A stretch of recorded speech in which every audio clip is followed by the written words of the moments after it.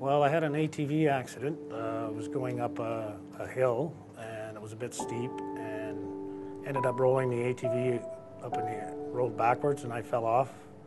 And the ATV was going to hit me, didn't have time to move, so I put my feet up in the air to protect my body, and it came down and basically snapped me in half, broke my back.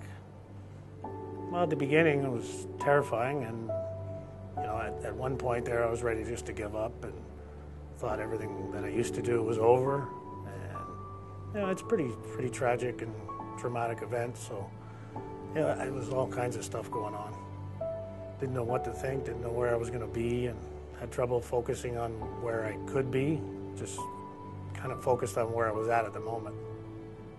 My wife, through her work, knew somebody that worked at Neinstein's, and so we contacted them, and I met with Greg.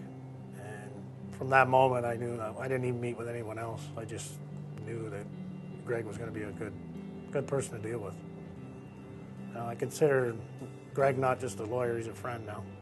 I remember putting my hand on his arm, and I was kind of choked up and a bit teary-eyed, and more or less said he'd take care of me, and it actually gave me a chance he could deal with all that stuff, and it gave me a chance to focus on what I needed to focus on, getting stronger and getting back on my feet. I settled my case in January. It was actually quicker than I thought. Craig called me one day and said that it was ready to settle, and we discussed the settlement and everything, and I was quite happy with that. I thought it was going to drag on for a long time, but it was good. I think it's a great firm, and most of my dealings were with Greg and the team he assembled.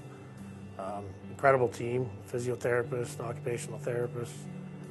The whole thing was good. I've never had any issues with anybody at Neinstein's. It was a great experience, actually. My family thanks you, my kids. You've taken the worst moment in my life and made it a little bit easier to deal with. I'd just like to say thank you very much.